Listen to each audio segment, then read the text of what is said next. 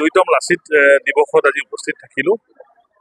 মাননীয় বশিষ্ঠ বুজৰবৰুৱাদেৱৰ লগতে কেইবাগৰাকীও বিশিষ্ট ব্যক্তি ইয়াত উপস্থিত আছিলে আৰু এই অঞ্চলটোত মই প্ৰথমবাৰৰ কাৰণে আহিছোঁ। মই ভাল পাইছোঁ যে সকলো ৰাইজে লাচিত দিৱসৰ কাৰণে আহি ইয়াত উপস্থিত হৈছে আৰু লাচিত বৰফুকনদেৱৰ কথা আৰু নিশ্চিতভাৱে ক'ব নালাগে।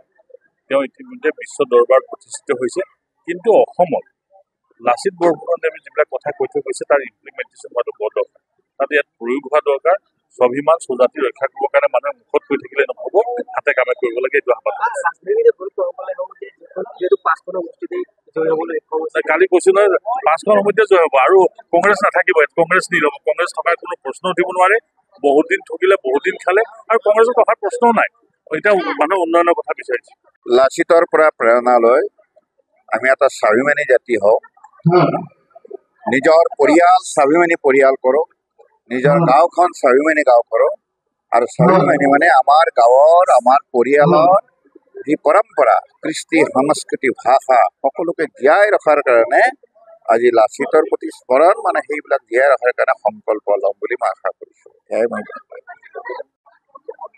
আজি আমাৰ চলচলিৰ ব্ৰাহ্মণ গাঁৱস্থিত সঞ্জজ্যোতি সংঘৰ প্ৰেক্ষাগৃহত আজি বীৰ লাচিত সেনাৰ দিৱসটি উদযাপন কৰা হৈছে। ইয়ালৈ আমাৰ বিশিষ্ট অতিথি হিচাপে আমাৰ মাতি অনা হৈছিলে মাননীয় বশিষ্ঠ বুজৰবৰুৱা ডাঙৰীয়াক, আৰু লগতে আমাৰ কাজিৰঙা লোকসভা সমষ্টিৰ কামাখ্যা প্ৰসাদ কাছা ডাঙৰীয়া আহিছিলে আৰু গণ্যমান্য ব্যক্তি আমাৰ ইয়াত বহুসকলে, সুৰেশ বৰা আহিছিলে, মাননীয় সুৰেশ বৰা আহিছিলে, আৰু তাতে গণ্যমান্য বহুসকল ব্যক্তিয়ে ইয়াত আহি উপস্থিত হৈ নিজ ভাষণ ৰাখিলে। হয়, প্ৰথমবাৰ কাৰণে ইয়াত কৰা হৈছে। তেনেকৈ আমি আগলৈকো তেনেকৈ বীৰ লাচিতেই নহয়, তেনেকৈ আমি অন্যান্য জাতীয়মূলক হেৰিয়াৰ যিখিনি আমি ৰাখিবলগীয়া আছে, আমি তেনেকৈ সভা সমিতি পাতি থাকিম বুলি আমি প্ৰতিশ্ৰুতিবদ্ধ। দুইতম লাচিত দিৱসত আজি উপস্থিত থাকিলোঁ। মাননীয় বশিষ্ঠ বুজৰবৰুৱাদেৱৰ লগতে কেইবাগৰাকীও বিশিষ্ট ব্যক্তি ইয়াত উপস্থিত আছিলে আৰু এই অঞ্চলটোত মই প্ৰথমবাৰৰ কাৰণে আহিছোঁ। মই ভাল পাইছোঁ যে সকলো ৰাইজে লাচিত দিৱসৰ কাৰণে আহি ইয়াত উপস্থিত হৈছে আৰু লাচিত বৰফুকনদেৱৰ কথা আৰু নিশ্চিতভাৱে ক'ব নালাগে। তেওঁ ইতিমধ্যে বিশ্ব দৰবাৰত প্ৰতিষ্ঠিত হৈছে, কিন্তু অসমত লাচিত বৰফুকনদেৱে যিবিলাক কথা কৈ থৈ গৈছে তাৰ ইমপ্লিমেণ্টেশ্যন হোৱাটো বৰ দৰকাৰ। তাতে ইয়াত প্ৰয়োগ হোৱা দৰকাৰ। স্বাভিমান স্বজাতি ৰক্ষা কৰিবৰ কাৰণে মানুহে মুখত কৈ থাকিলে নহ'ব, হাতে কামে কৰিব লাগে। এইটো আহ্বান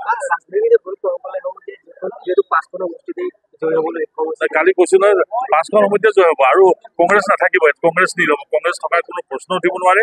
বহুত দিন ঠগিলে, বহুত দিন খালে আৰু কংগ্ৰেছৰ থকাৰ প্ৰশ্নও নাই। এতিয়া মানুহে উন্নয়নৰ কথা বিচাৰিছে। লাচিতৰ পৰা প্ৰেৰণা লৈ আমি এটা স্বাভিমানী জাতি হওঁ, নিজৰ পৰিয়াল স্বাভিমানী পৰিয়াল কৰোঁ, নিজৰ গাঁওখন স্বাভিমানী গাঁও কৰোঁ। আৰু স্বাভিমানী মানে আমাৰ গাঁৱৰ, আমাৰ পৰিয়ালৰ যি পৰম্পৰা, কৃষ্টি, সংস্কৃতি, ভাষা সকলোকে জীয়াই ৰখাৰ কাৰণে আজি লাচিতৰ প্ৰতি স্মৰণ, মানে সেইবিলাক জীয়াই ৰখাৰ কাৰণে সংকল্প ল'ম বুলি মই আশা কৰিছোঁ। সেয়াই মই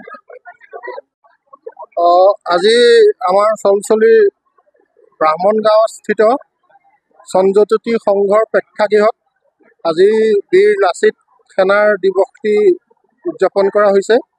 ইয়ালৈ আমাৰ বিশিষ্ট অতিথি হিচাপে আমাৰ মাতি অনা হৈছিলে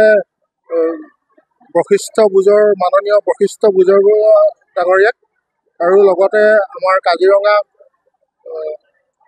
লোকসভা সমষ্টিৰ কামাখ্যা প্ৰসাদ কাছা ডাঙৰীয়া আহিছিলে আৰু গণ্যমান্য ব্যক্তি আমাৰ ইয়াত বহুসকলে, সুৰেশ বৰা আহিছিলে, মাননীয় সুৰেশ বৰা আহিছিলে, আৰু তাতে গণ্যমান্য বহুসকল ব্যক্তিয়ে ইয়াত আহি উপস্থিত হৈ নিজ ভাষণ ৰাখিলে। হয়, প্ৰথমবাৰ কাৰণে ইয়াত কৰা হৈছে।